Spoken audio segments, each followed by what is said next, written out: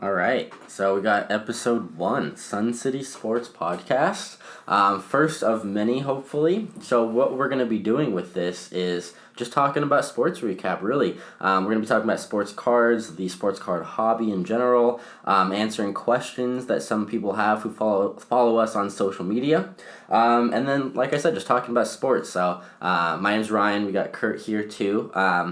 If you have ever bought into one of our breaks or anything like that, we have our website, suncitysportscards.com, and we're going to post some of these podcasts there along with other stuff. But yeah, we can just get straight into it, I guess. So, yeah, baseball is back. Finally, yeah. Finally. So we got baseball back. So opening day for most teams was yesterday. Padres did really well. Padres. Started off talking about the Padres. We live in San Diego, so it's a really fun topic for us. So fun fact, this is going to be a Padres podcast. Just kidding. But yeah, so we won. It was super exciting getting our first win. The most exciting thing to me was we're in first place at the end of July, baby. That doesn't happen for us, man. Yeah. By now, it's usually the Dodgers, but we're in first place. Let's go. Yeah. Oh, man. Yeah, just honestly a great showing from the Padres. We did beat Bumgarner, so... Yeah, he's had our numbers for a while. Yeah. Bumgarner, obviously, on the Diamondbacks now. Yeah, it's weird seeing him in that gray jersey. Yeah, he looked pretty disheveled yesterday. I'm not gonna lie. I mean, he was doing pretty well up until the 5th inning, and then Hosmer happened. Yeah, Hosmer came in huge, but just like the overall lineup of the Padres, I think what we had yesterday was super solid. Of course, it was the first game. Jace Tingler is obviously going to play around with some different lineups. By the way, I love our manager's name now, Tingler. That's hilarious. Yeah, I wasn't a big fan of Andy Green personally, so I'm glad we brought in somebody else. But yeah, the Padres, super solid yesterday. A lot of the players looked really good. Fernando Tatis Jr., obviously pretty much the face of the Padres at this point. Our superstar at this point, pretty much the face of the Padres. He's got a commercial with BMW. And Adidas. So you already know he's making big money. Yeah, and he's on the rookie contract, so I can only imagine once he enters free agency. And it will, I'm calling it now, you heard it here first, it'll be the largest contract in Padres organization history, even more than Machado's $300 million deal. Yeah, I don't doubt that. But we have him in the leadoff spot so far, which I love because... Yeah, I mean, his on-base percentage is really high. Tommy Pham as well got a high on-base percentage guy, right? A couple spots behind him. Machado backing up Tatis. So what I really like about it as well is Machado is very well protected with 2 high on-base percentage guys right in front of him and behind him. So... Yeah. Tatis, obviously a super aggressive base runner as well, so love to see that. Machado coming up after him. And Pham, hopefully the first of many seasons with the Padres because I do really like him. Yeah, me too. Yeah, brings great energy to the clubhouse and whatnot, as far as Mark Grant says. You gotta trust Mark Grant. He knows what he's talking about. I'm going to say the Padres probably have the best announcers in the MLB. Him and Don. Yeah. But those first 3 guys, super solid baseball players.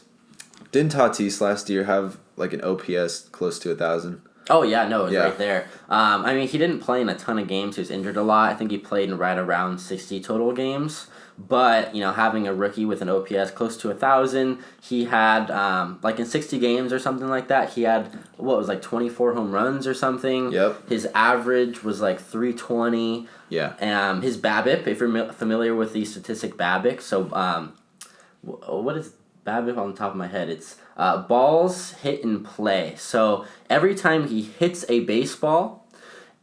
they take that average. So they take out home runs, they take out strikeouts. If the ball is hit into play and not actually over the fence or a strikeout, that's your average. He had one of the highest BABIP statistics in the league with well over 400. So that was really crazy. Yeah, so, you got those 3 solid guys just starting you off. And then number 4, Jurickson Profar. The man who has come from the A's in the 4th spot. I'm surprised they were batting him 4th, to be honest. You know what? I actually like that a lot because Profar, you're right. He doesn't have a ton of power.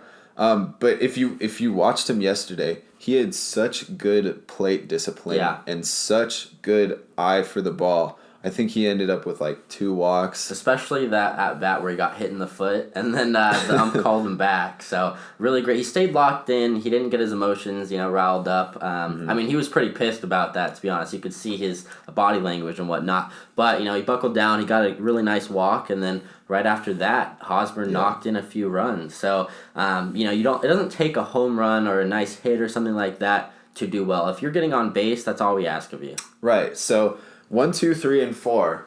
Tatis, Machado, Pham, and Profar. Honestly, they're on base guys mostly. I would say Machado is more of a power hitter actually, but if they could get on base, having Hosmer in the 5 spot, we can basically call the 5 spot cleanup for the Padres because Hosmer. Somebody should get on. Out of those guys. Out of those guys, somebody should get on. And Hosmer is the guy that's going to come up and give you a big blast. Yesterday, he had 2 doubles. He hit the fence 3 times. 3 times. On the first time he hit the fence, he only got a single because he was watching the ball.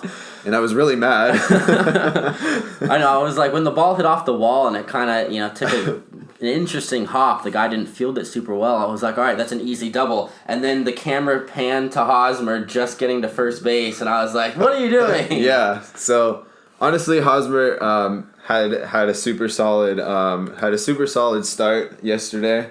Yeah, so we got 6 RBIs, so really great. He's on pace for 360 RBIs in a 60-game season, which is just stupid. Given one game, that's what he's on pace for.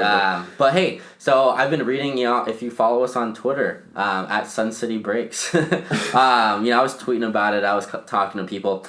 People were talking about Hosmer for MVP after one game. I mean, if it was a one-game season, I'd be right there with you. But we'll see if we can keep this up.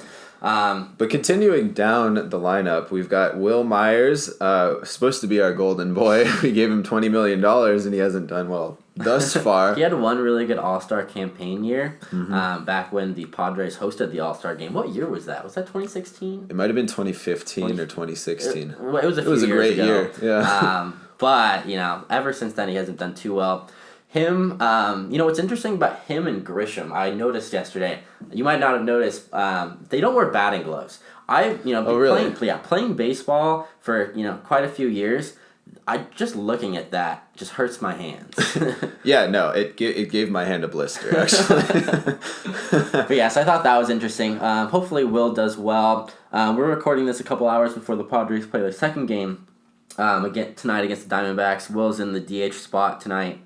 Yesterday, he's in the 6th spot. Yeah, yesterday Ty France was our DH, which is interesting overall that we're, across the whole league, we're having DHs. What do you think about that? Do you like that? Do you not like that? I'm okay with them experimenting with it. In a 60-game season, a lot of the new rules, especially the one where in extra innings an automatic runner starts off on second base, they're toying with things. They're doing some things that you would never, in general, fans would never want in a full, regular, traditional season. So I'm okay with them experimenting. I do enjoy watching pitchers rake. I really do. It's fun. Yeah, when Bartolo Colon was in the league, watching him go up to the plate was one of the many joys. Yeah, speaking of, tying that into the Padres, he hit a nasty home run off of us. Was it last year? I think it was last year, or relatively recently at Petco Park, which is a pitcher's park too. So yeah, ouch. And just seeing Ryu on the Dodgers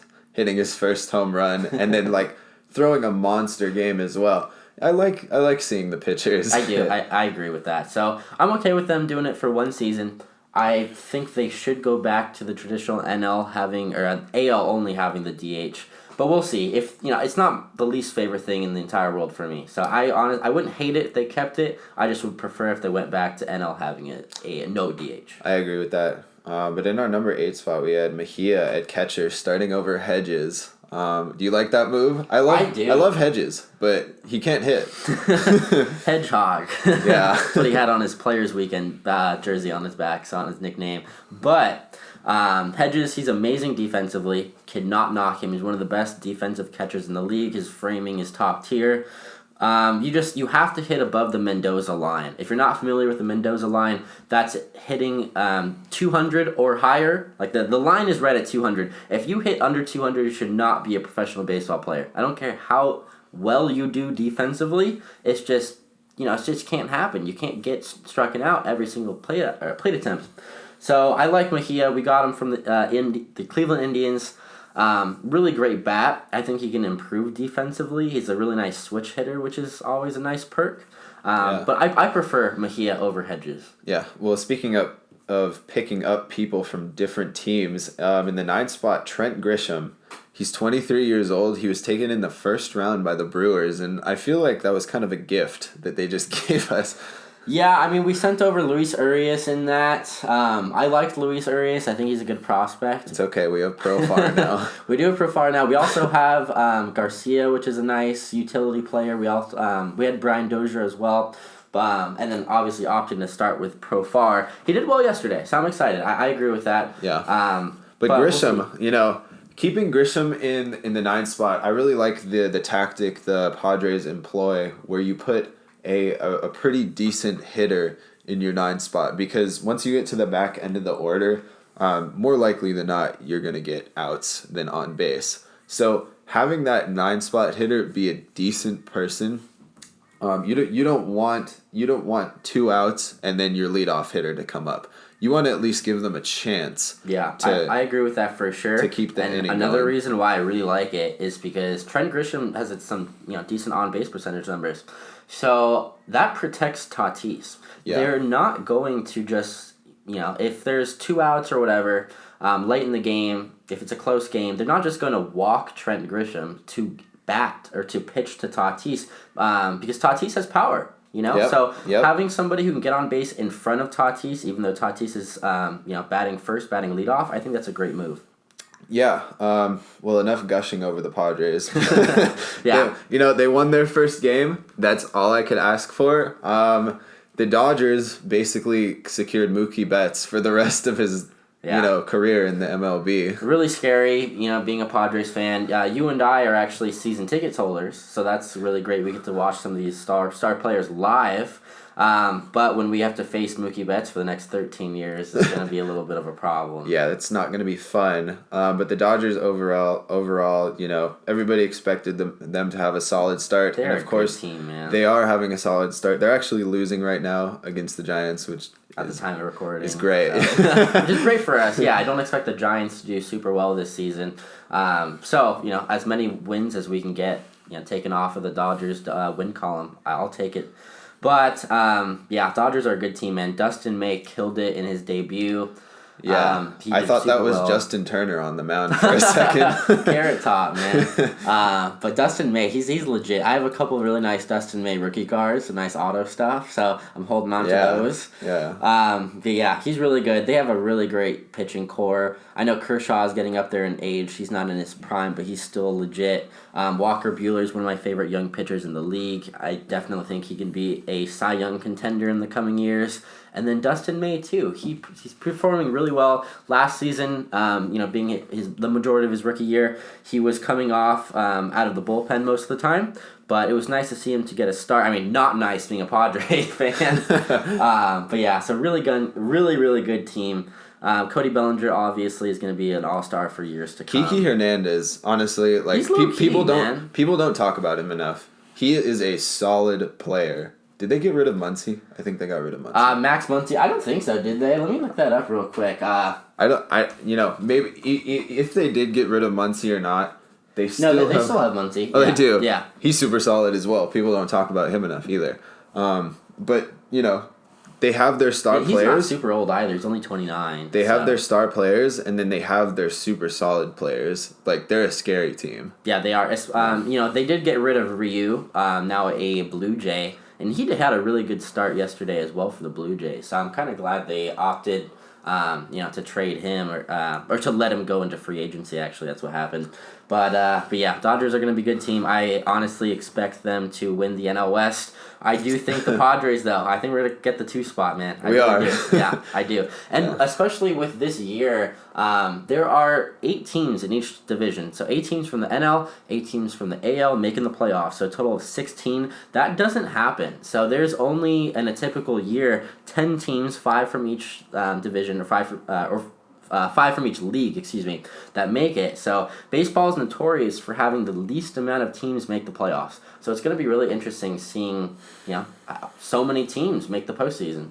Exactly, yeah. Well, talking about the Blue Jays, how about that Kevin Biggio? Kevin Biggio, man. Most people think the likes of Bichette or Vladdy are going to be the best prospects, 5-10 years from now when they turn into all-stars and whatnot. But Kevin Biggio, son of Craig Biggio, Hall of Famer for the Astros. Kevin Biggio, man, he did really well. Hit a home run yesterday. He went 2 for 3 with a walk today. Like Dustin May, I've got a couple of Kevin Biggio rookie cards up my sleeve, so I'm holding on to those. So we'll see how that turns out. So if you've got a Kevin Biggio auto, hang on to it. Dude, they spiked today. So we're going to talk about sports cards a lot through this because, that's what we do. But Kevin Biggio sports cards, if you have any, hold on to them for sure. There's his first Bowman Chrome Auto, which, if you know anything about sports cards, that's one of his main, really nice, sought-after cards. It was like $30 like a month ago, sold for well over $100 today. So, after his strong start to the season, you never know what's going to happen. Yeah, keeping it in the AL East, the Yankees going up against the defending world champs, the Nationals, without Juan Soto. Yeah, so put an asterisk there.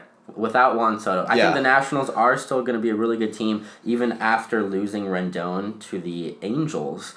But the Yankees were my pick to win the whole thing this year. And they still are, especially with the addition of Garrett Cole in his prime. So they're playing again in a couple hours. Actually, pretty soon right now, actually. So we'll see how that happens. But today it's actually Steven Strasburg versus Paxton, so that's going to be an interesting matchup. Yeah, and unfortunately not having Soto there. What do you say? Soto's the best player on the Nationals? Yeah. So obviously you got Scherzer, Strasburg, and then you had Rendon, not anymore. But without a doubt, I'm going to put my foot down and say that Juan Soto is the best player on the Nationals. Yeah, no doubt. And also just bringing that clubhouse morale. Obviously, he's the young up-and-coming star. Everybody wants to rally around him. When you don't have him on the field, it's tough. It must be tough in the dugout not having him there. It must be tough on the field not having him there. But the Nationals had a bad start to the year last year. Well, you emphasis on bad. I mean, you could say some worse words there, some worse descriptive words. They started out 19-31, you guys. 19-31 last year, and they ended up winning the World Series. Think about that. But keep in mind, they had a 162-game season. If they started out 19-31, they still have 110 games left to turn things around. This is only a 60-game season. If you don't have Juan Soto for, who knows? He has to test negative from COVID twice. Yeah, twice. And I think they have to be a few days apart, those tests as well. They might not have him for 2-3 weeks. That's quite a few games in such a big blow. Short season. That's a huge blow. Yeah.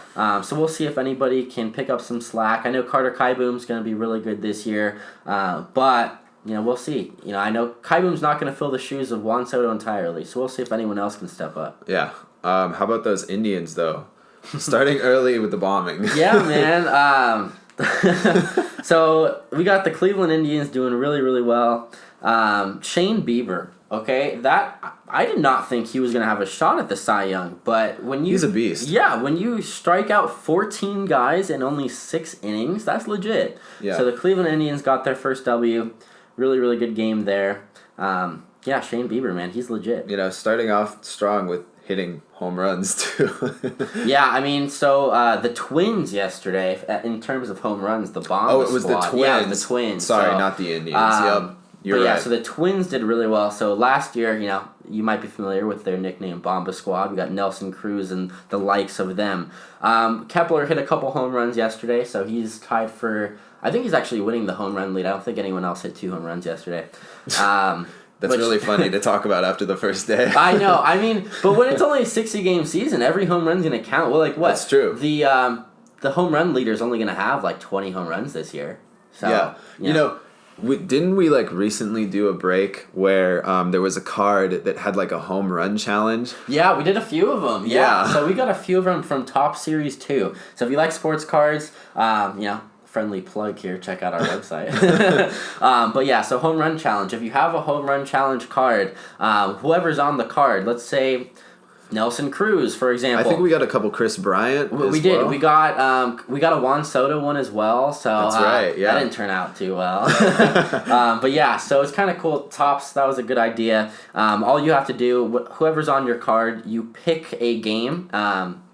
And if that player on your card hits a home run in that game, you win a prize. I don't know what the prizes are, so if any of you out there listening actually get a prize, hit us up on social media, on YouTube or whatever. Yeah. Let us know what you get. So I've heard through the grapevine that one of the rewards is going to the World Series. I believe next year. Okay. So I don't think obviously not this year. Yeah, correct. So I think, I'm not going to say that's what it is, but that's what some of the rumors are, and that would be so sick. Yeah. So, I just think the whole dynamic with sports cards, it's not really just like a collector's thing anymore. It's a whole market of, like, you have so many opportunities to win so many cool things. And I think Topps doing that home run challenge, super cool. Yeah, I think that was a great idea. It adds like a different dynamic to the cards. Yeah, you can actually do something with the card instead of just looking at it. Exactly. It's not like you rip a pack, you get your one auto, and then the rest of the cards you're like, yeah, whatever. Maybe this is worth 10 cents. Yeah, I mean the cards aren't worth that much, like a few bucks, the home run challenge ones. But it's fun. It's essentially gambling. Thing. Yeah, it's like no, it kind of is. Like, so what I've seen people doing, I've seen people buying tons of these in huge lots. Of the home run challenge cards, like on eBay and on social media and stuff. Really? Yeah, and they're just trying to get entries to get all these prizes and stuff. Yeah. Because you don't know if that player's gonna hit a home run or not. So I mean that is kind of gambling. But listen, if you get 60 of those cards, you could literally pick the 60 games. Yeah, you're gonna get more than one entry, so you have some decent chance of getting some cool stuff. Yeah, so that's really cool. Did you know, or not? Did you know? Do you know if there was any Luis Robert home run challenge cards? I didn't pull any, so I don't know the checklist off the top of my head to answer that question. But speaking of Luis Robert, though, he did really well in his debut. His cards are going up so much in price right now. Right when Topps Series 2 came out, his base card was like $10. It's selling for over $30 right now, and he's played in one professional game. Like, he did pretty well. I mean, not one professional game, one MLB game. Obviously, he's played in the minor league and whatnot. But, I think people are super high on him. I think people are getting a little bit ahead of themselves. Let him show you, or let his actions dictate the price of the cards, not what you think he's going to do. Just like the stock market, you buy the rumor and then you sell when the actual news comes out. Yeah, so I mean, I guess you could do that too. Whatever, some people like collecting for flipping. Some people like collecting for investments, making money. Some people just love cards, grew up with the hobby. They're, their family members. I know a lot of people personally, their dads got them into it, and they're just continuing the line. So do what you want with your cards. But if you're interested in investments and whatnot, Luis Robert, if you can get a nice card under market value or something, you could hold on to that. Or if you have an auto, don't let it go. Yeah, so I'm kind of kicking myself too. Some of his really early rookie cards from like Gypsy Queen and stuff like that, they were pretty well priced, and now obviously they've like skyrocketed. So I should have snagged one. Did you ever were you ever an owner of one? I wasn't. I never sold one. I don't have seller's regret. I've buyer, I should have bought some. I think so. You're experiencing some FOMO right now. Some FOMO, fear of missing out. Yeah. I know. I'm like, should I buy one? So that's when don't buy it. So, let the prices come back down to earth, In a 60-game stretch, he might have like a week or two when he goes 1 for 20 or something like that. I mean, ups and downs. He's gonna have a slump, so that might be a good time to buy in. We will see. We will see where they end up in the AL Central as well. So White Sox are good, man. They are. Eloy. Imagine if the White Sox kept Tatis. I know. Oh my god, dude, that would be a legit team. That would be a super legit team. But Padres are winning this year. Yeah, it's kind of funny that we have kind of a mini rivalry against the White Sox now because they hate us for taking Tatis and we just roast them like on Twitter. Like if you are part of Padres Twitter, you know what the rivalry is going on about. Yeah. So you also know that Padres not only have the best announcers, but we do have the best social media presence. Oh yeah, so we may not win any titles in the next 10 years, but we won the title of best social media presence. So if you just go on Twitter, type in Padres Twitter, and you will find out what we're talking about.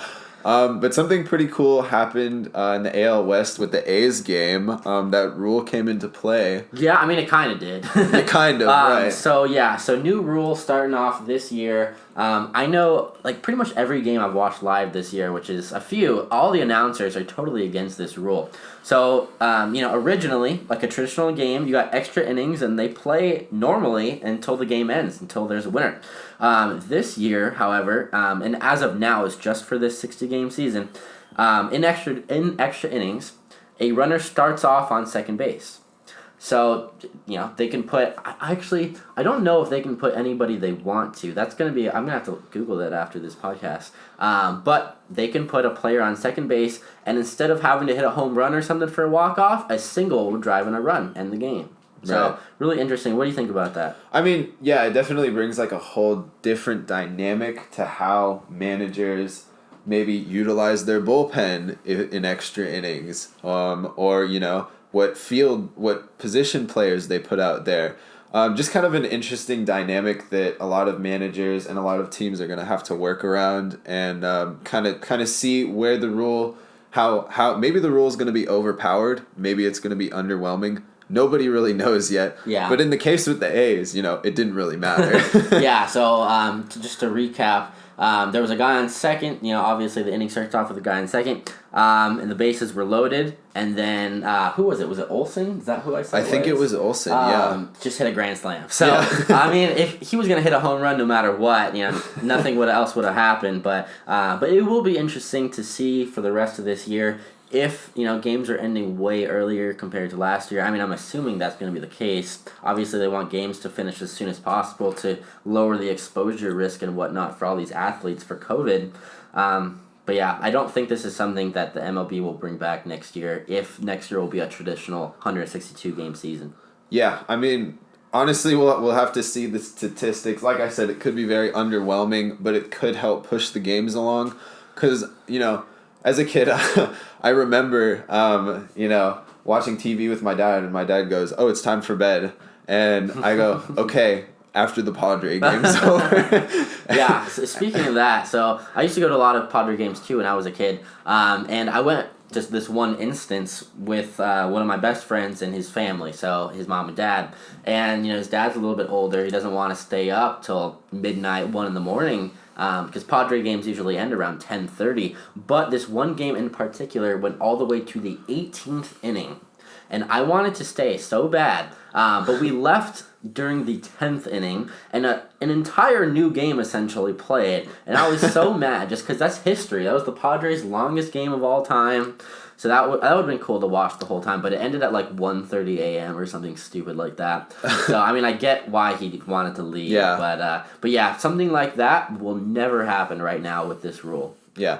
So, yeah, the rule is pretty much to expedite, games. So, for all the dads out there with kids wanting to stay up, you're going to have a little bit weight off. You're going to have some weight off your shoulders. Yeah, for sure. But speaking of the AL West, we were talking about the A's, going into the Astros.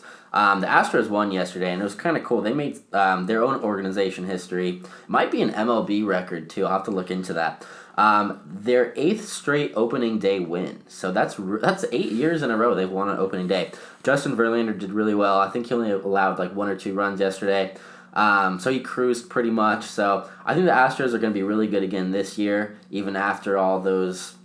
nobody likes them. Yeah. Nobody likes them. Yeah. Nobody. Twitter is just all over the Astros this year. One of the most recent preseason games for the Astros, Jose Altuve and then Alex Bregman got hit back to back. So that was pretty interesting. So I tweeted, "It's happening." So that was interesting. the pitcher didn't get ejected or anything, which I thought was kind of surprising. He said he didn't do it on purpose, and I kind of believe him because he was honestly all over the place in that game. Okay, sure. But I think one of them was like a curveball or something. And if you're trying to hit a guy, you're gonna throw like a triple figure fastball or something. You're not gonna throw like an 80-mile-per-hour curveball or something to hit a guy. I don't know. I used to have a nasty curveball, and let me tell you, if I wanted to hit somebody with it, I could. Yeah, one time, in Little League, when all the kids were experimenting with curveballs and stuff, I got hit in the head, and the pitcher was my buddy actually, and after the game, he would just say, "Yeah, it was a curveball, it just didn't curve." So you never know really, especially this early in the season. A pitcher might not have total command of everything without having a full spring training under their belt. Definitely. Let's transition. I don't think we've talked about the NL Central at all yet. Cardinals are 2-0. Pirates are 0-2. I feel really bad for Josh Bell. Josh Bell's good, I love him, man. but he's good. I actually, speaking of Josh Bell, I did pull a Josh Bell home run challenge card. So if you got one of those, you got a good chance of getting a nice Josh prize. Bell he's a monster. He's a monster with the power. So. Yeah, I mean, I could definitely see him winning an NL MVP down the line. He's super young too, so it's going to be challenging, I think, for the Pirates to hold on to him. Just because they're not notorious for spending lots of money, and once he enters free agency, we'll see how much money he's going to be wanting. And you never know. Money's not everything to every player. He might want to contend for titles, and as of right now, the represent Pirates, his city. Yeah. As of right now, the Pirates just don't have a squad to do that. Yeah. So we'll see if they can turn that around. They're in a building phase. They've been in a building phase for so long. Though. Like, at what point is it not a building phase, and it's just like. You're a farm team. That's what the Padres were for a while. Yeah. So we're gonna on these podcasts, we're gonna roast a lot of teams, but we understand the Padres sucked the last decade. So don't hate us because we know we're bad. Yeah, we can make fun of it. We understand the struggles of flipping on the game and it's already 5-0 in the second inning. But so I think this decade, though, speaking of the Padres, farm system, we have such a good farm system, man.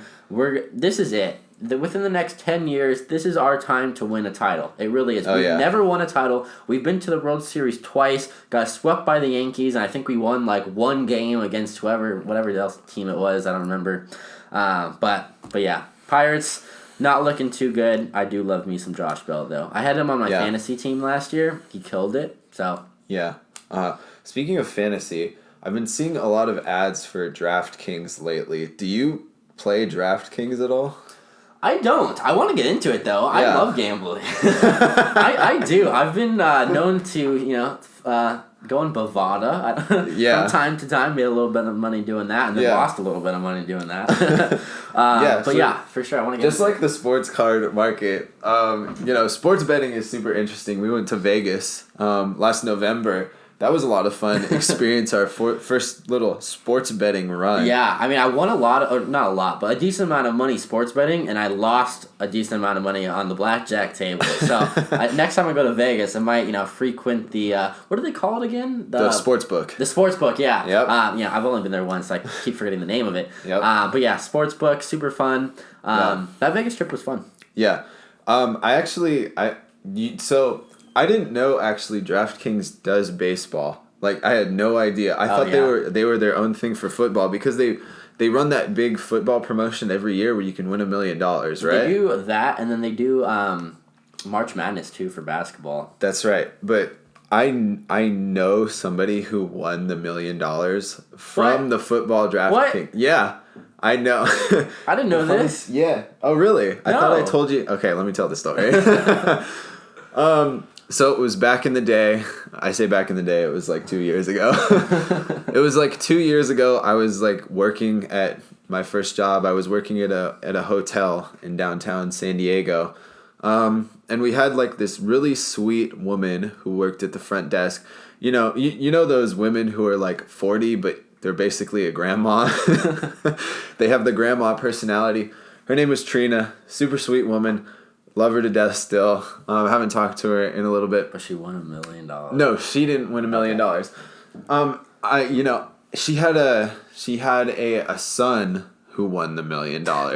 So probably a week before all this happened, and she came to work and told us this. She sprained her wrist, and she was super upset. She was like, I don't know how I'm gonna pay for this. Like, oh my gosh. Exactly. So it's just like the people you're rooting for to win. I'm super happy she won. Yeah. A week later, she comes back with her cast, and she's all smiles. The week before, she had her head down, wasn't really feeling it. And then we were like, Trina, like, you're so happy. Like, what's up? She's like, my son won the $1 million from DraftKings football. How do I get into this family? I wish I knew him now rather than back then. Did they mention how, like, you won? Like, what did he have to do to win the $1 million? That's a good thing. I'm not super familiar with the DraftKings, and how they operate, but I know they run that $1 million contest every year. And she, the funny thing was, why did she keep going back to work? Man? I would have retired. Well, the funny thing was, she was like, yeah, he won the $1 million, but the government took 300,000 of it. Oh man! But honestly, that's still $700K. I mean, $700K, that's still like a really nice house, and being in that's a whole house in San Diego. Yeah, that's all you're getting though is a whole house.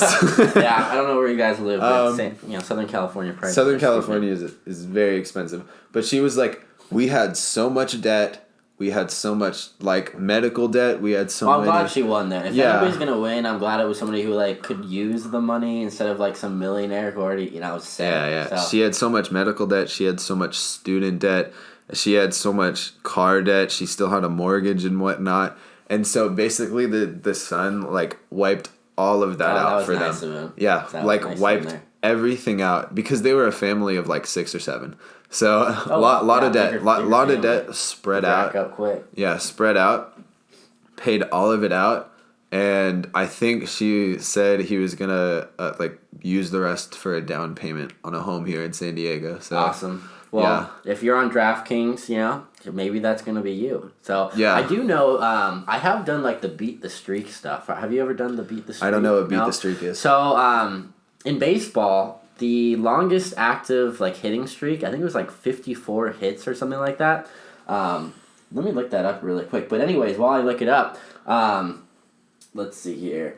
If you beat the streak in terms of every single day, you pick one batter to get a hit. You can pick anybody in the MLB who's playing that day, and if you pick it 54 times or however many the hitting streak is, I think it's 54, but if you pick it that many times in a row, then you get $1 million. No way. Yeah, so...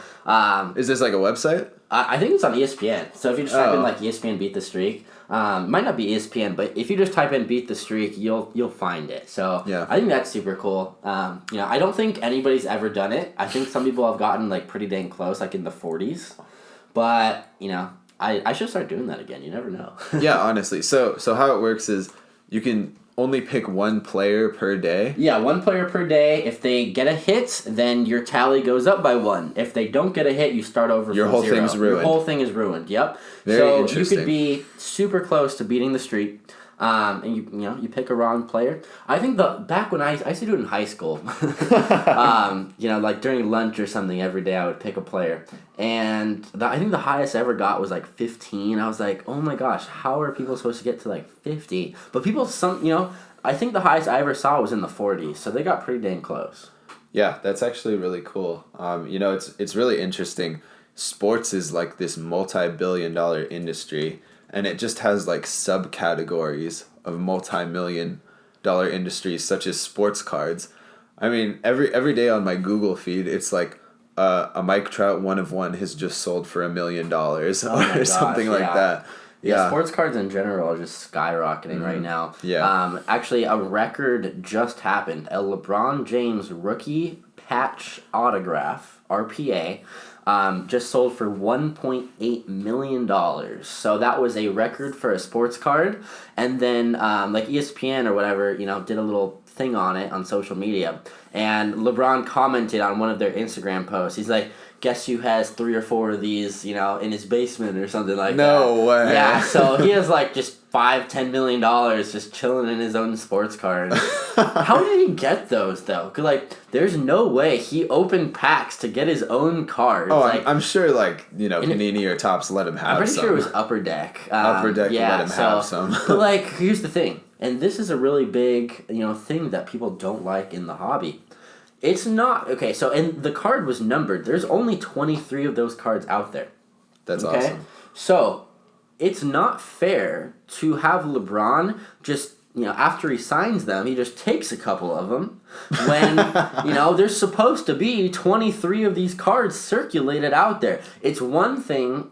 So I'm going to go on a mini rant here. Saying that Giannis just did this too. It's one thing to have the NBA player with all of his millions of dollars buy the card on the secondary market, eBay, whatever. He sees somebody selling it, he's got millions, just buy your own card. Yeah, it's keep the cash flow inside the hobby. Yeah, it's another thing is, I just signed this card. Oh my gosh, this is one of my most sought after cards. Yada yada yada, whatever. LeBron, being one of the most hyped prospects of all time, he knew his card was going to be worth a lot of money. I mean, he probably didn't know it was ever going to be about $2 million, but thousands of dollars this card was going for right when he came out.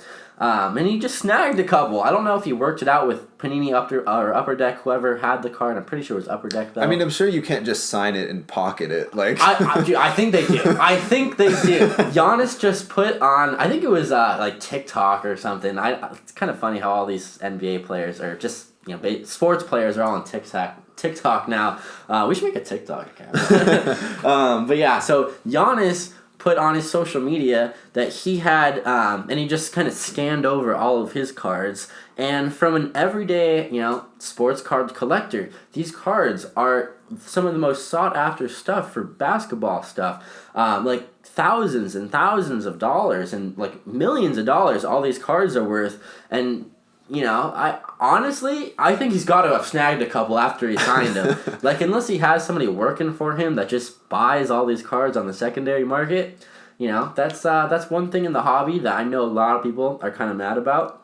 Yeah. I don't have the specifics on it. I'm not saying, LeBron, you stole these cards. LeBron's my favorite player of all time. I don't hate you. but yeah, a lot of people are kind of mad about that. Because if there's 23 LeBron cards supposed to be in circulation and he snags a couple, there's only 21 really out there. It's not fair. Yeah. I'm going to say one thing. Michael Jordan would never, and that's why he's the GOAT. Oh, man. Eventually, we're going to have some debate going on. So you better be prepared for that. Let us know. Are you LeBron or Jordan fans? So, yeah. By the way, just, I looked it up. 56 game hitting streak. I said 54, but you got to beat 56 games in a row. So every day, 56 games in a row, you got to pick a player. If he gets a hit, add to your tally. If you don't get a hit, then you start over from 0. That's hard, man. That is hard. Yeah, I mean, think about it. That's like that's over a third of a whole season, really. We're just right about there. So if you don't get it early in the year, you won't have enough games towards the end of the season to actually win that. Yep. So start early. Yeah. Well, speaking of NBA, have you seen the NBA bubble? It looks awesome. I've seen some stuff on social media. It looks a lot like 2K. They just built their own barber shop, and in 2K there's a barber shop. So all these social media posts are like, oh my god, this is just like 2K. This is 2K in real life. Yeah, honestly. So so it's super cool. I love the whole bubble idea. I think the NBA is doing a great thing with this, trying to limit the exposure to COVID and actually being able to finish the season. The NBA, though, and let me know your thoughts on this, they have such a advantage over the MLB. There are so many less players in the NBA. They can actually just keep them all in Orlando, on the ESPN Center area in Orlando at Disney World. Yeah, because how many people on a roster in the NBA versus the MLB? There's 15 or 12 or something like that, depending on whether it's preseason or whatnot. Yeah. So I'm pretty sure there's 12. And then MLB, there's 54. There's 40. 40. So, yeah. So There's I don't know why I said 54. That's football. So okay, yeah. So there's tons. There's over 1,000 baseball players out there. They can't do that. They can't take every single player and then go put them on one stadium and just house them there. So that's one disadvantage that the MLB is going to be having, or they're going to have to deal with for COVID issues and whatnot. So props on the NBA for doing this. I think that they're actually going to finish their season. I think they're keeping a really strict, security measures and whatnot. Yeah. So, Zion, he just had to leave the bubble. So unfortunately. Yeah, unfortunately. I read that he had some family issue to attend to. I'm glad they let him leave, and was able to deal with some family matters. And then right when he came back, he's under quarantine right now, and they're going to, make sure that he didn't catch anything. He could be asymptomatic, whatever. But I'm glad they're taking all these measures, and I think that's one huge reason why I do believe the NBA is going to finish their season, which is awesome. We need sports, man. We need sports. Yeah. Plus, that Zion card was just pulled the other night from us. Great. So I'm gonna mention it a bunch of times. We do breaks. So if you're not familiar with sports cards breaks, essentially what it is I'll take a box of cards. Let's say like a NBA Prism. That's the most sought after stuff usually. So take that box of cards. There are 30 basketball teams. I was thinking football. And then every person can buy a team. So and it's all random. So it's a great way to get some cool cards for a lot less. Basketball boxes are so expensive. I mean, it's very often that a box of cards could range $500+. A lot of people don't have $500+ to spend on a whole box of cards. But they do have $20. They do have $20 that could get you a random team in this break. And who was it? The recent break was just like $21.50. It was like $21.50 per random team. And it's all random. So you have the same chance at getting the most sought after teams this year with Zion Williamson being the biggest rookie. Him and Ja, the biggest teams are the Grizzlies and Pelicans. So you have the same chance as everyone getting a really good team. And in our last break, we did a 2019 Prism break.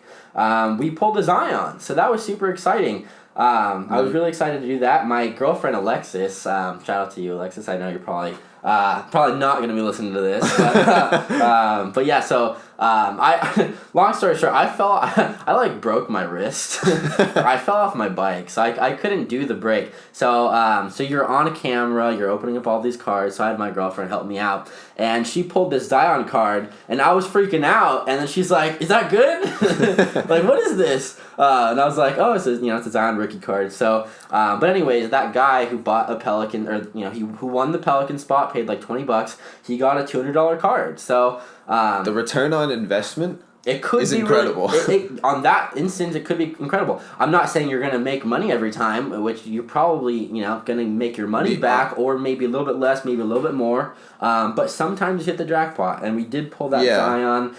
If it grades a PSA 10, and we're going to talk about, we got some questions from some people on social media we're going to talk about. We'll get into that later. One of which is about PSA, but if the Zion card that I pulled, that's $200 base, if it grades PSA 10, it's a $1,000 card. So. And how much is it to grade? It's like $15 if you do it through like a group submission. Yeah. So if you guys have any questions about group submissions, hit us up. We'd love to help you out with that. Yeah. But the point is spending $35 and possibly getting a value of about $1,000. Now the odds of that happening to you. Not very high. Not very high at all. But I can guarantee you they're higher than you winning the lottery. I can guarantee that. That's true. I think, I don't know if it was our third break or fourth break ever. We pulled, I think it was an Optic Zion Red. Yep, out of 85 out of 85. Yep, so it was eBay 1 of 1. It was the eBay 1 of 1 as well. Guess how much that card's going for right now. So at the time it was non-graded. It was going for like $600. Guess how much it's going for right now. You want me to guess? Yeah. $1,200. You're right on. It's like Yeah. just over $1,000. So Oh, man. if it grades a PSA 10, that's like a $3,000 car. Yeah. So I'm pretty sure I have terrible memory. I'm pretty sure we pulled that from Mark. So if you're We did listening, pull that from Mark. Yeah. Okay, Yeah. So shout out to you, Mark.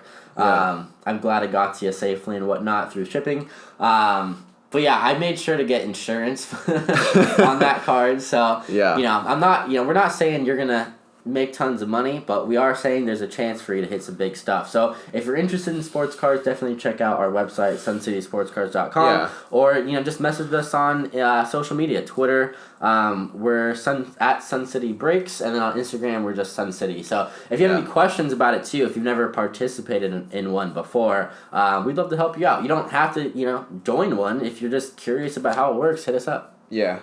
One thing I will say, though, if you're getting in it purely for investment, don't expect a lot of return. Yeah, most people probably just make their money back, I would say. Yeah, on average, yeah. people make their money back. Maybe a little bit less, maybe a little bit more. But yeah. If you're really looking for a good investment, go throw your money in like the S&P 500. Yeah, so, but if you're not looking, if you like sports cards, yeah. I would definitely recommend, especially because retail stuff is so hard to come by right now. It is so challenging. If you go to a Walmart looking for retail stuff, especially basketball product right now, all the shelves are cleared. Yeah. So I think that's actually one of our questions. So I want to save that a little bit later. We'll hop into that. The one thing I do just want to mention is breaks are a great way to get your hands onto product you won't be able to find in stores. So yeah. No, yeah, super cool. But speaking about basketball, I do want to touch on, because basketball started resuming on July 30th. So what's today? Today's the 25th. 25th. So we've got like 5 days left. Oh, yeah. Lakers are my favorite team. So, not always, though. I'm a LeBron fan. So wherever LeBron goes, that's where I go. So you can call me a LeBron bandwagon, whatever. You just described LeBron bandwagon so whatever, to the T. man. I think he's the GOAT. So, that's a whole podcast on its own. But I do want to touch on that they are winning the West right now. They are 5.5 games up against the Clippers. I think, I really do think the Clippers are going to be their biggest competition. I think they're both going to meet each other in the NBA Western Conference Finals. Biggest competition in their conference, in their right? in their conference, yeah. So can't forget about the Bucks. Yeah, no, Bucks are legit too. So over on the East, the Bucks have the first seed up 6.5 games against the Raptors, who are in second. Raptors, man, they were sneaky good this year. Everybody thought they were going to take a huge dip, because Kawhi left for the Clippers. But Siakam, man, he really stepped up a lot. I believe this was Siakam's first year being an All-Star. Pretty sure that's accurate. But yeah, he killed it, man. Yeah. Really well. Yeah, I remember we also, I think in the same pack that we pulled the Optic Zion Red, we pulled a purple Siakam, like 1 out of 50 actually. So yeah, that was a sick card too. So hold on to that card if you were the one who ended up getting it. Yeah, Siakam, he's an overall just like solid player, really good discipline. Yeah, I'm excited to see like his longevity in the league. I think he's got a long way to go. Yeah, he was an all-star starter, too. He didn't just barely make the all-star team. So, Siakam's great. I think the Bucks will make it out of the East. The Heat are going to be challenging to deal with. The Sixers are doing really well in all these scrimmages right now. Yesterday, Ben Simmons had a no-hesitation 3. So that was kind of cool. That's crazy. I know, right? That was like the most mind-blowing thing. Ben Simmons is so good. But one thing, I want to talk about Ben Simmons for a second. He's playing power forward now. I don't know how long that's going to last, but I do know I read that he was playing some power forward for the Sixers with Embiid over at center. So that was really interesting to me. The guy's really big. I think he's like 6'10" or something. For a point guard, that's gigantic. But, you can't play point guard if you can't shoot. So I'm glad he is training himself and whatnot, and it's a scrimmage. I'm glad. No hesitation 3. I don't care how many you miss. It's a scrimmage. Get some practice up. Exactly. Yeah. That's really the whole point of what they're doing right now. Yeah. Just, get your lungs back under you, get your shot back. Yeah. For Ben, you got to have a shot to get it back. But yeah, so I do want him, if he can develop a decent mid-range and, 30% on 3. I'm not asking a lot. There are centers who shoot 30% 30 or better percent from 3, then I think you'll be doing pretty well. So if you got a Ben Simmons auto, maybe hold on to it, maybe not. No, I think Ben Simmons I do too. Could be a Hall of Famer. So, I do too. If you're looking at some decent, investment pieces in terms of players going to the Hall of Fame, I think he has a great shot. Okay. Cool. So we talked. I spoke about the Bucks. I think they're gonna. I do think they're gonna make the NBA Finals. Of course they are. Yeah, I mean they're so good. Giannis is so good. Chris Middleton is really good. Malcolm Brogdon too. I personally think it's gonna be a Lakers-Bucks showdown, and then you heard it here first. I think Lakers in 7. Oh my god. Yep, you heard it here first. So, all right. Lakers in 7. Yeah. All right. Okay. All right. LeBron bandwagon. Well, hey, come on, make your pick. Let's hear it. Bucks in 6. Bucks in 6 against who? Yeah. Lakers. Oh, okay. I am not doubting one bit that the Lakers are going to go far and honestly have one of the best chances to make it to the championship. So I'm not doubting that at all. It's just like, I don't know. Like the Bucks are just itching to win. Bucks are good. Yeah, but then you look at LeBron in these scrimmages, and he's acting like it's the playoffs. Dude, he looks 25. Yeah. Like, he's almost bald now. Oh, my gosh. Yeah. But yeah, LeBron, he's ageless. He is. Yeah. It's going to catch up to him eventually, but I think he, at least for the remainder of his contract with the Lakers, which is another couple of years, I don't think he's going to experience a ton of decline, especially with Anthony Davis being in his prime. I think that'll take a lot of the weight off of LeBron's shoulders, especially in terms of scoring. So, if you're not counting on LeBron to be your top scorer, he can relax a little bit more and, not stress himself out as much, not wear himself out. So we'll see. I think, him being on a young team, or relatively young. Actually, no. What am I talking about? Lakers are old. They got rid of all their young players to get Davis. That's why I was thinking they're a young team. But as long as Davis is healthy and he's in his prime, then I think that will extend LeBron's career. Oh, yeah. I mean, that unibrow driving through the land, I would be scared. Yeah, I mean, he's a big dude. I got a LeBron rookie card in my personal collection. Actually, my girlfriend bought it for me for my birthday last year. Yeah, happy birthday. All right, thanks, man. It's been a year. But yeah, so I think she bought it for like $30. It was his Upper Deck like rookie exclusive or something. Nothing special, but it was a LeBron James rookie card. I was super glad to have it. Same card is $200 now, man. The market just taken off. If you have any cards like in a locker, storage, in your garage, take a look. Whatever. Honestly, take a look. People are doing that right now. I bet you have some things you might not have remembered. Yeah, no, you might have some value just sitting there. Speaking of that, what is the most valuable card that you think you have on hand? That's a good question. I've got two pretty relatively valuable ones. There's one right next to me actually somewhere. Luka Doncic. I have a PSA 10 base prism Luka Doncic card. So the reason why it goes for so much is because it's a PSA 10. I also have a couple of his PSA 9s that are going for like $300 or $400 right now. But the PSA 10 is selling for right around $1,200 right now, which is a lot. Do you remember what you got it for? Yeah, I got it for $440. So wow. So I bought it. So like almost a 300% return. Pretty good. Yeah. I bought it right before COVID.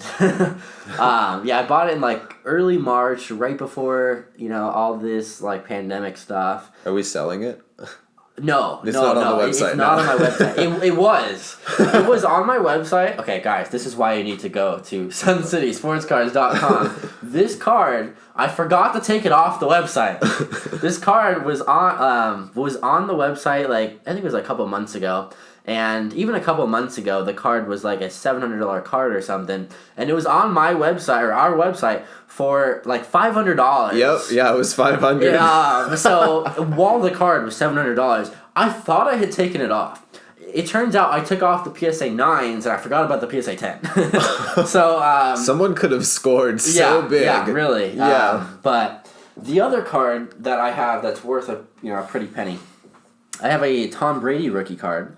It's the 2000 Donruss out of 1325. There's a lot of these cards out there. It's just almost all of them are in terrible condition. So there's 1,325 of them. The one that I have is a Beckett graded 8.5. So it's a BGS 8.5. The BGS 9.5, there are like none of them. I have not seen a 9.5 on the market in so long. I could imagine, using my best guess, that would be like a $5,000+ card. Jeez. Mine's an 8.5. So I'm estimating my numbered grade hasn't been sold in a little while. The last sale I think was like $750 or something, but that was a couple months ago. I'm estimating it to be right around $1,000. Especially once Tom Brady goes to retire, I expect it to shoot out. Oh yeah. Shoot up. So I'm not planning on selling it though. That's one of those cards that unless I run myself into financial problems, that's gonna be passed down. I'd like to, at least. That's my goal. So, but off the top of my head, those are my two most valuable cards. Yeah. Yeah. I'd love to get my hands on some other stuff soon. If you're selling stuff, hit us up for sure. We're always buying stuff. Yeah. So. Especially Padres stuff. Oh yeah.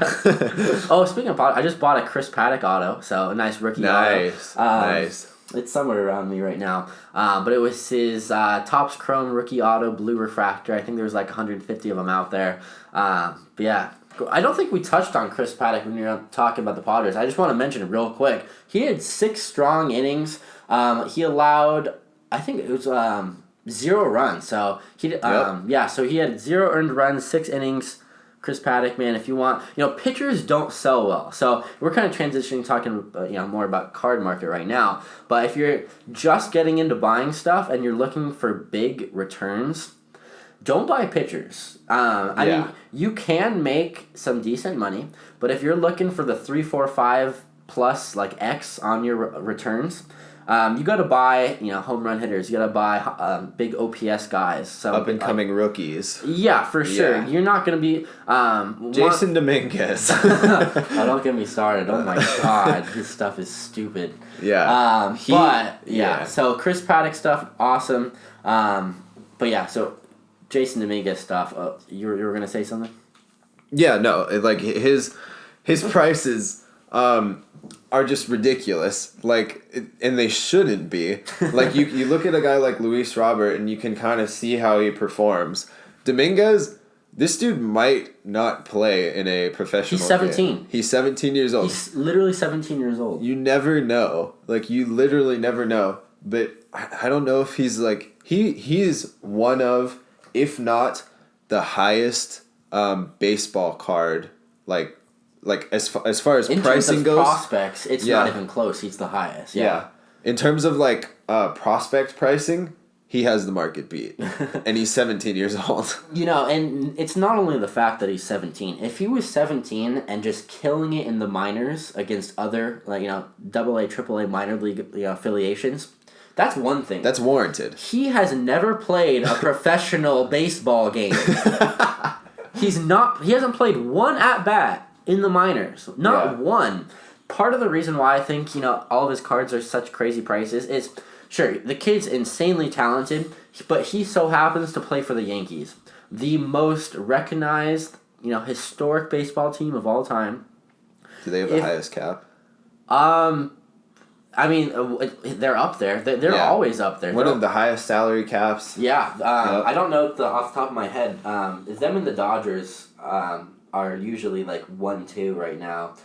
Red Sox are usually pretty high too. But yeah. So Jason Dominguez, I think if he played for a team like the Tampa Bay Rays, where they don't have a huge, they don't have any history really in terms of winning. They don't have they're in a smaller market, being in Tampa Bay. They don't have a huge fan base.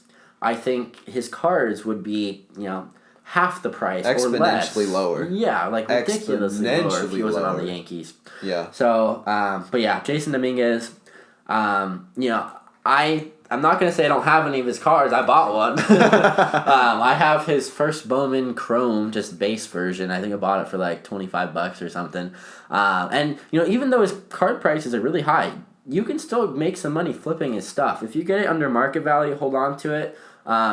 If he starts doing well in the minor leagues, once, minor leagues start popping back up and whatnot, you can still make some money for sure. And then if he does well and eventually makes the MLB in a couple of years, then you're going to have a lot of money on your hands. But that won't be for some time. Yeah. No, the card market is a weird place. There's so many... It's so volatile right now. Yeah, there's so many factors that go into, like, pricing out a player, what team they might be on, their statistics, their age, their health, and a bunch of just other randomness that goes into it. Yeah, I mean, if there's like an error card from like Topps, if they misprint something, the card's worth like 10 times more than what regular one would be. So yeah, the card market's crazy. Yeah. All right. Well, that was us nerding out on the card market, but some people sent us some questions that we would like to answer. Do you want me to say their names? I don't think they would mind. Okay. Follow these people on Twitter, guys. Yeah, follow these people on Twitter. Actually, this guy's Twitter name's cut off, but shout out to Ray Cottingham.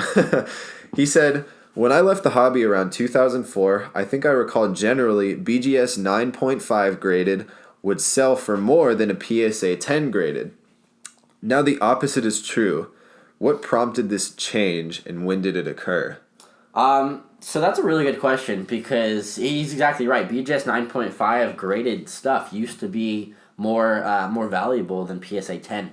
Part of the reason why, in my opinion at least, and I want to get your take to it on too, if you have an opinion on it, would be that PSA compared to Beckett put so much more money into marketing. PSA also is a publicly traded company.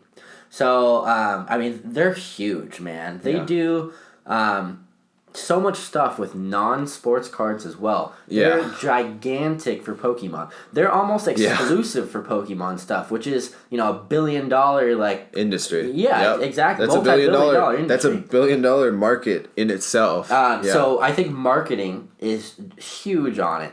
I think another, more eyes on PSA, more people are going to want PSA graded stuff. I think the other reason is as simple and as stupid sounding as a 10 is better than a 9.5. When people see a People like easy math. Yeah, so if you're just getting into the market, the card market, if you see a BGS graded 9.5 versus a PSA 10, you don't know that Beckett generally grades harder. So a 9.5 is pretty much the same exact thing, or even sometimes better than a PSA 10 in terms of the condition of the card. They don't know that. All they see is, oh, that's a 9.5, so it's going to be worth less than a 10. That's all they see.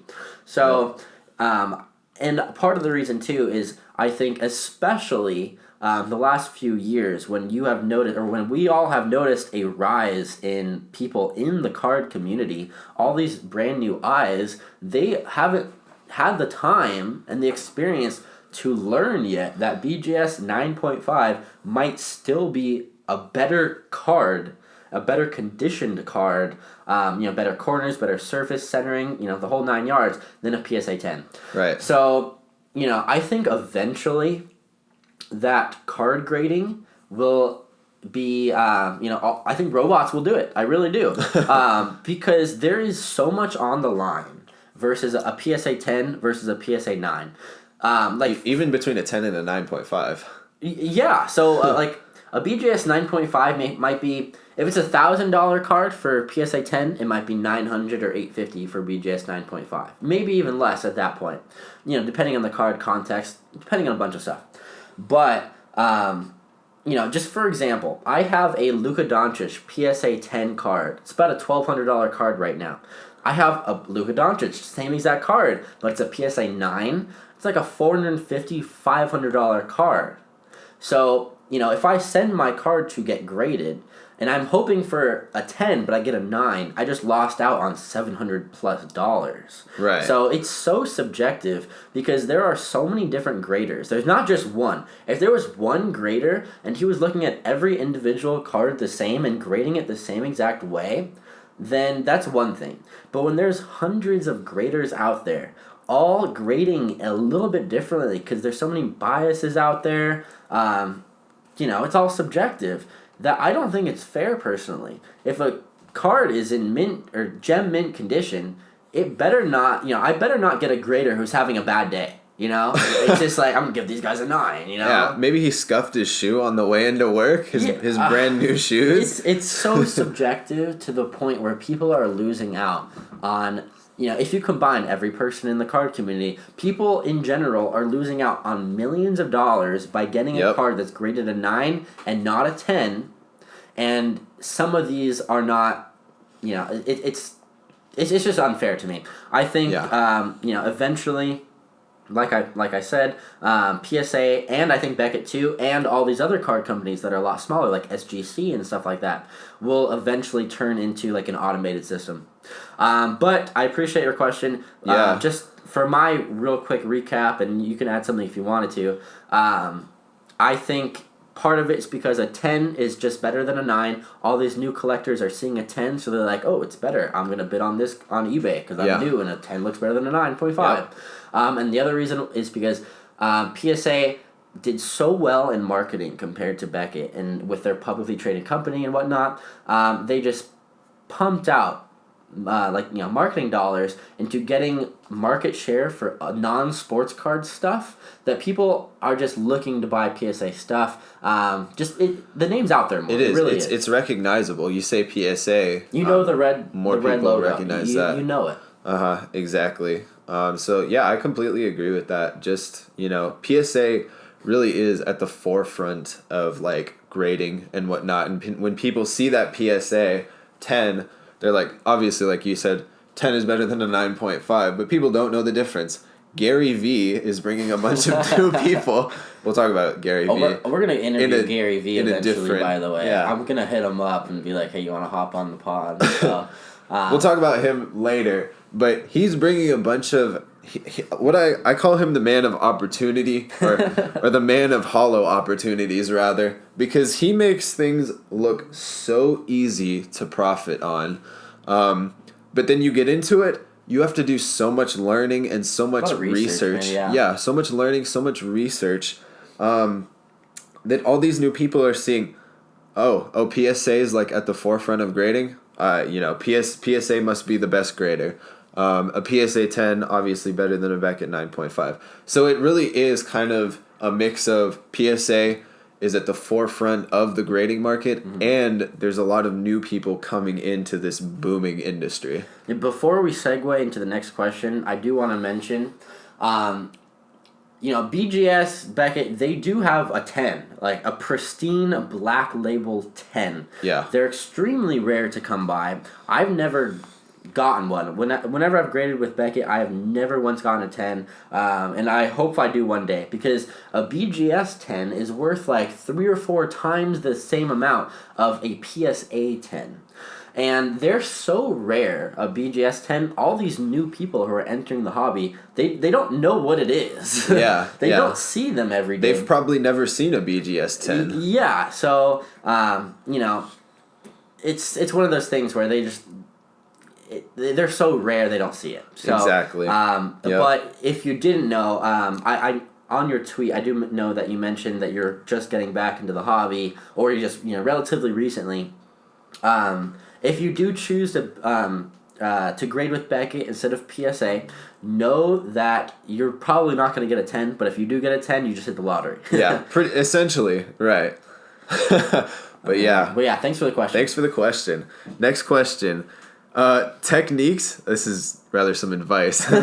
Techniques on figuring out when your local Target / Walmart will get new cards in, and the conspiracy theories regarding said deliveries. Yeah. I've got to actually. Who was this that asked? Does it have the This name is on it? this is Clifford's Cards. Clifford's Cards. I appreciate Follow your him on question, Twitter. man. Yeah.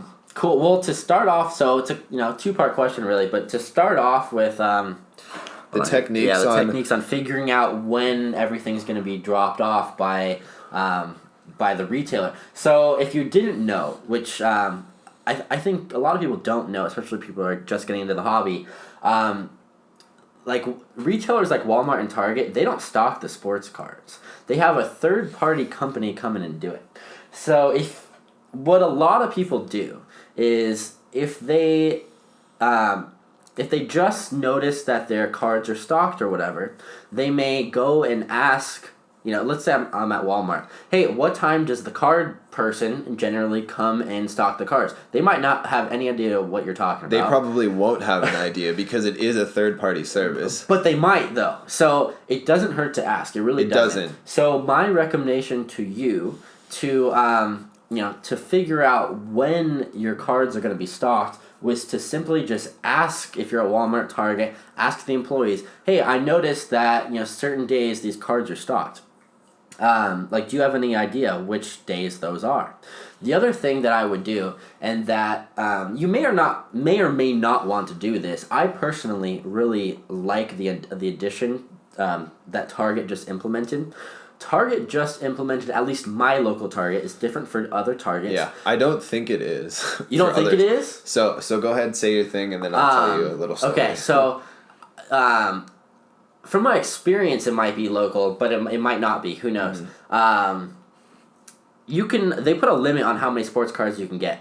So, having a sports card company, Sun City Sports, it's so challenging to find sports cards at retailers. I never found one. From the start of COVID to literally up until like a couple weeks ago, I've been to Walmart, to Target, empty shelves. But just recently, my local Target, they put a limit on how many boxes you could get. So I'll go to Target, every couple days or something like that. I try to go a decent amount, just down the block.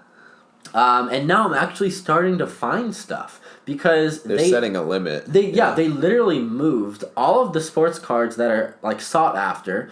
For example, right when Series 2 came out, they moved that. They moved 2020 Prism Chronicles. They moved Mosaic when Mosaic was huge. To the electronic section, because so the electronic employees who have to stay at the electronic cash register, they can watch over them and make sure nobody buys more than one. Yeah. So if you're not the person who's trying to buy tons of stuff and then flipping them, and I'm not gonna say I hate people who do that. If you're gonna make money, make money. Get your grind on. But if you're the type of person who's just trying to rip packs because you like cards, then it can be so frustrating to go to the card section and not find anything. So having that consumer limit in place, at least at our local San Diego Target, really helps. But they didn't start off by doing that. I was actually talking to another customer at Target while I was in line buying cards, and he's like, "Yeah, I'm so glad they're doing this. I was the one who actually suggested this." Oh, no way. So that's why I'm saying it might not be like a nationally recognized issue for Target. Yeah. But people at our local Target store brought it up to management and were like, hey, this is an issue. Can we do something about it? So you can certainly do something like that. Yeah, so that was what I was saying. So my second technique would just be to recommend, having them put a limit on them. And who knows, they might be already thinking about it because a lot of Targets are doing that right now. On social media, I've been seeing, tons of people are encountering this. And then, your recommendation might push them over the edge. You never know. Yeah. Let's go into some conspiracy theories about this because I have a really funny one. The vendors are selling them without putting them on the shelves. They are not putting them on the freaking shelves, okay? So I had a friend who worked for Target when we were just starting this business. And, I was a complete noob, had no idea, when cards came in. So I texted him and I asked him, I was like, hey, do you happen to know when the card shipments come, the sports card shipments come? I'm just wondering, that would be really helpful. And he's like, yeah, next time I, go back to work, I'll check. Well, the day I texted him that, we had riots here in San Diego, and our local Target was closed, essentially, for a good number of days.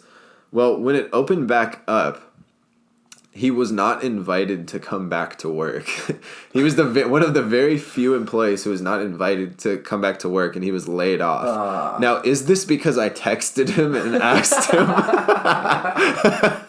And I asked him, when do sports cards come into the store? Who knows? God, this is a freaking... This is a conspiracy. But honestly, it is a very plausible explanation that these vendors are recognizing the profitability of the sports cards industry, and they're not stocking the shelves. They're just keeping them for themselves and like flipping them. Yeah, I've read from numerous different sources that from different cities all over the United States, it's gonna be different where you live, that the vendors will put all these boxes on the shelf where the cards are supposed to be. They take a photo that all the cards are on the shelves. As proof, send it, that's part of their job. They have to prove that they actually put it on there. At least some vendors have to do that, some may not. But the vendors that do have to do that, they'll take the photo and then just buy them all. Like, literally, they're on the shelf for 5 seconds and the guy will just buy them all. Yeah. So that, like what Kurt was saying, they recognize that, they could make hundreds and thousands of dollars by flipping these on eBay or wherever. So, yeah, I mean, just the sheer volume that they have access to, that's a lot of money that they could potentially make. For example, an Optic basketball mega box sells for, I think it's like $20 or $40 retail price. Yeah. I don't know because I've never seen them on the shelf, but it's somewhere $20 to $40, something like that. They sell for like $130 on eBay. So, if you're dropping off 10 Optic mega boxes, which is not a ton, that's, for a vendor, for a whole retail store, that's not a ton. You just made $1,000. Honestly. Yeah. Yeah. So, it's ridiculous. The other thing, too, is that some vendors, from what I've read, from what people are saying on social media and whatnot, they're scared to buy them up themselves. So what they do is they will text a buddy of them, of theirs, and the buddy will come by and pick them up, and then the buddy will sell them, and then just give the vendor. Yeah, the vendor like a kickback or something. Yeah. So you never know. There's so many ways around it. I think the only way really is to limit the amount of cards. That's the best way. It really is. I think it's a great thing. When they started limiting stuff, I finally found some cards, and I'm not trying to buy 10 mega boxes of Mosaic or Chronicles or whatever and flip them on eBay. I'm trying to have some content for my YouTube channel. I'm trying create a nice mixer. Yeah. So I can, have some cool content. And believe me, we wouldn't be buying all of them anyways. We'd be buying, a couple like a normal person. It's ridiculous when people are clearing the entire shelves and whatnot. But yeah, so right when they started limiting them, I finally started finding stuff on shelves, and I am more than content with buying my 1 mega box of Chronicles or Mosaic or whatever, and going about my day. So as far as technique, talk to people who work in the store. Yeah. They'll if they have any insight, if anyone has any insight, those are the people that are going to. The other thing too, before we move on to the next question, if you talk to somebody at the store, they have no idea what's going on because more than likely, they're not going to know anything. Yeah. It's retail stores. Then what you can do to get your hands on a product, if purchasing hobby boxes online, which would be the next step, is too expensive because most hobby boxes are really expensive. You might not have $200, $300, $400, $500, to spend on a hobby box. You can order retail boxes online. It is going to be on a secondary market, but even better than that, I would recommend hopping into box breaks. Doesn't have to be from us. Obviously we sell them. I'm not trying to convince you to buy them from us. It could be from anybody. But that is an amazing way to get your hands on a brand new product that just came out without having the unfortunate luck of driving to Walmart and Target 10 times a week and getting, leaving empty-handed. So if you want these cars that are just coming out, you can't find them at your retail store, I would recommend, buying them on like Blowout Cars, Steel City, whatever, distributors, by hobby boxes. If that's too expensive, hop into a break. Who knows, maybe we'll hit a really good team. Somebody just won the Zion yesterday, and they paid $20, $200. Yeah, so that could be you. Don't bank on it, but it does happen. Yeah. Thank you, Clifford's Cards, for that question. All right, B-Rad on Twitter. Will Panini ever get MLB rights? No. That's a really good question. So thank you, B-Rad. So personally, I love the looks of Panini like baseball product. Me too. I really love the inserts, all the different numbered cards. I think they look sick. The only thing that would make them better is if they had, the logos, obviously. Yeah. It's really unfortunate that sometimes Panini products don't sell as well as Topps. I just hit a Gavin Lux rookie card auto in one of my breaks for the Dodgers owner, and that same card, it's an identical rookie card. It just happens that one is a Panini product, but the Topps one, I hit a Topps one as well, rookie card, a couple months back. The Topps one is worth like twice as much as the Panini. So it's kind of unfortunate that happens. There's not really any way around it. But to answer your question, I think it's plausible that Panini could get MLB rights, but I don't think it will happen anytime soon.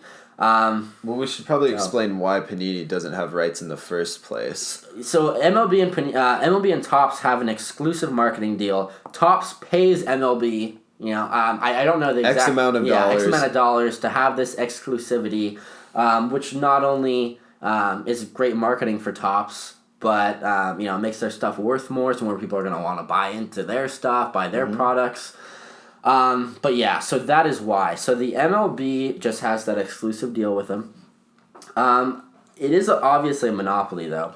I think if Panini were to ever put in a bid that would rival Topps's bid, and obviously I don't have the inside knowledge about how much money is exchanging hands and whatnot. But if they were ever to do so, and the MLB was like, okay, if you're offering this much, I'll grant Panini access to these rights as well. That's the only really way I could see it happening is if the MLB makes more money off of it, because it's all about money at the end of the day. I wish I knew what kind of funds Topps sends MLB. Yeah, and at the end of the day too, Topps solely is a baseball card maker. Right, That's Panini is a multi-sport. Yeah, they do everything. Yeah, a multi-sport card creator. So maybe they don't care to focus on MLB because their market share is so large. I'm sure they would love to have it though. Oh yeah, but their market share is so large in other sports. I'm sure it's not like a huge deal to them.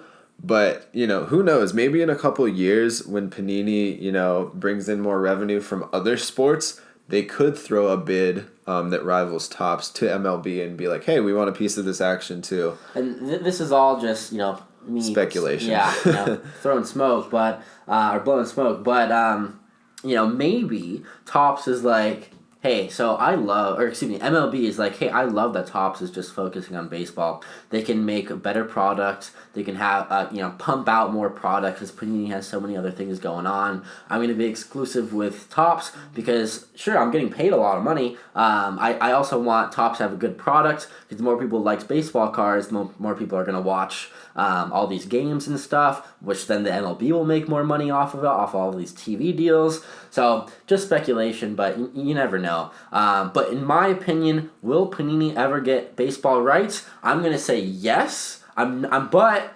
asterisk, not for 30 years. 30 years. Okay, I'm just, that's just a number that popped out of my head. But I don't think it's going to happen for a very, very long time. But I don't think Topps will keep the monopoly forever. I have no idea when Panini or, whatever, Upper Deck, whatever, will get some of these rights. I do think it will happen eventually, just not anytime soon. Yeah, all right. Thanks, B-Rad, for that. All right, _PullKings_ on Instagram wants to know, what's more valuable, short prints, super short prints, or high and low numbered cards? Well, that's a good question too.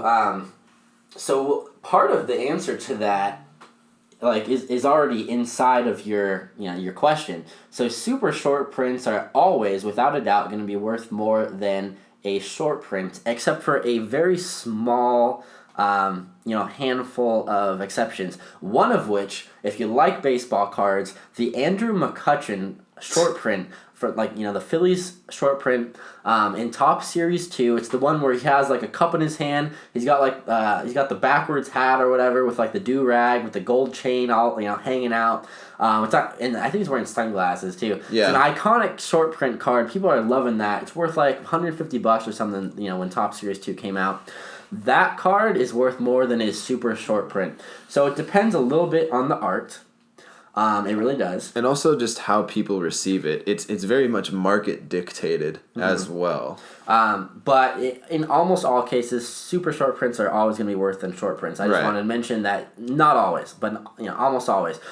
In terms of comparing short prints to numbered cards, numbered cards you have to consider they're short prints in themselves. If it's a card that's out of 100, there's only 100 of those cards out there. That's considered a short print. The tricky thing to find out this answer is that a lot of the times, Topps or Panini or whatever card it is, they don't say how many of the short prints or super short prints there are out there. Whereas they do say, obviously, how many of this exact card is out there if it's numbered. So if it's out of 100, there's only 100 of these out there. So it's a really good question to ask because it's super hard to compare. From my experience, super short prints are worth more than numbered cards. That's just from what I've seen on eBay, from what I've seen in my experience. And unless it's a super, small numbered card. So, like a 1 out of 5. Yeah, exactly. I hope you're staying with me here. It's a little confusing. But yeah, if it's out of 5, if it's out of 10, then they're going to be extremely comparable. If it's a numbered card out of like 150, 200, then I would say go with the super short print. There's a lot of context. It does depend on the player. It does depend if it's like a Topps product that has rights. It does depend if it's Panini Baseball that doesn't have rights. But to compare the two, if I just off the top of my head had to say, do I want this LeBron James super short print card or do I want a LeBron James numbered card? The answer would be, I don't know.